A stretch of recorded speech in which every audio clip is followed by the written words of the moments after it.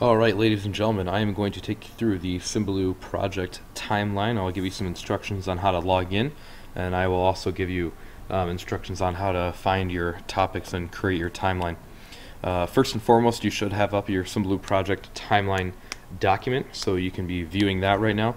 Your objective is to make a timeline using pictures, videos, websites to fully explain the events that are set out before you. I'm going to go right through the directions step by step, so if you want to follow along with me, you totally can. First thing, we're going to go to the website symbaloo.com. You'll see it on the left side of my screen, and all you need to do is press enter. It will show up with their stock screen, and all you need to do is move over here to the right side of the page and click login and click sign in with Google. And if you're doing this for the first time, it'll ask you to accept those permissions. Go ahead and accept those.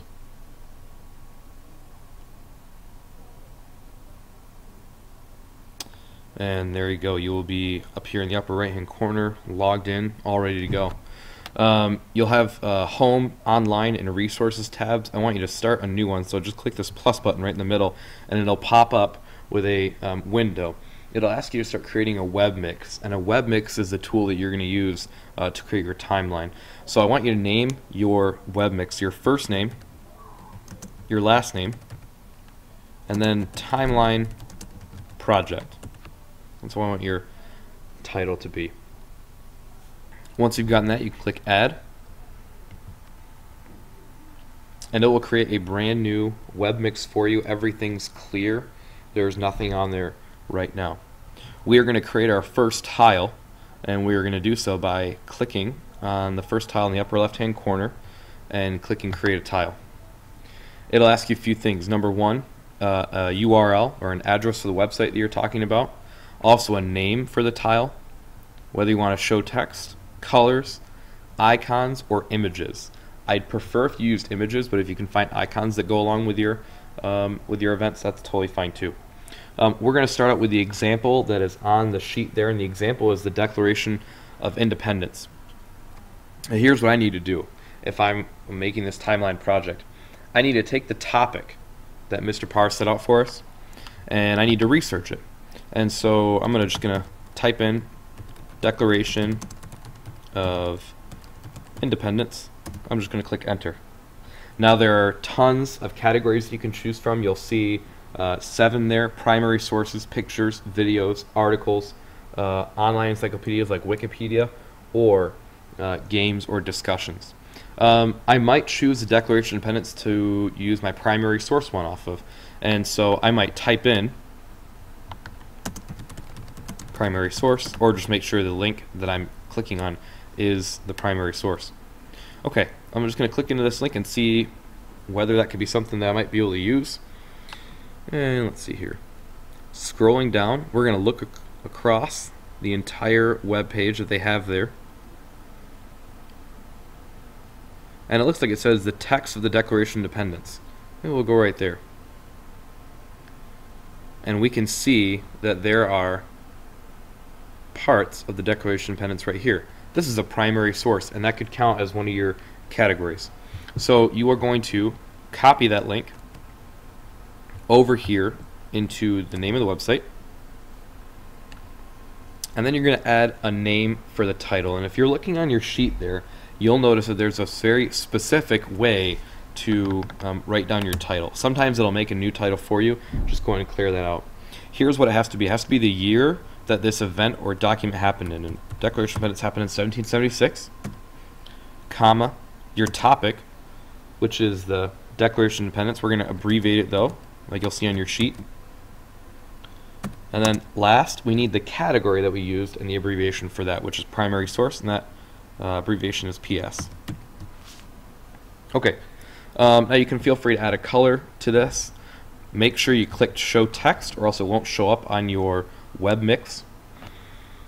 And then you can upload an image from Google Docs or whatever computer you're using. I would prefer if you did that, if you found photos to go along with it. But if you can find an icon that goes along with it, that's totally fine too. We're going to skip that part for right now because all we have to do is add in that image Go ahead and click Save. And you'll notice that the exact spot you clicked looks like the title that we set up, and if you click into that, it'll take you right to that web page. You are going to search through all of these topics, find out the year that they were made, and find out the best way to show what those events are all about. I chose for Declaration of Independence a primary source, but you can choose a video from YouTube or Vimeo or an article or Wikipedia. But here's the catch: you can only do this twice for each category. You cannot use a category more than 2 times. Now that you've learned how to create a tile and the exact way to name it, I just want to show you real quick all the topics that are available for you that you must do. There are 10, and the 10 are in no particular order, so you have to do some research to find out the years. When you go to put them on your Symbaloo, they all need to be at your final project. All of them need to be in order from the earliest date on the left-hand side to the latest date on the right-hand side. Most web mixes have 10 tiles across, so you should have 10 tiles completed across that first line, from earliest on the left to latest on the right.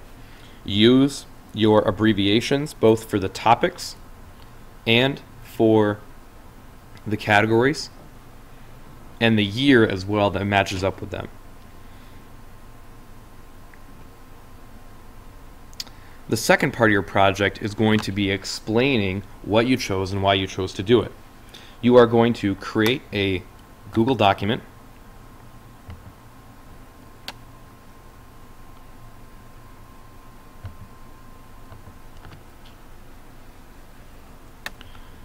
and you are simply going to number your document 1 through 10.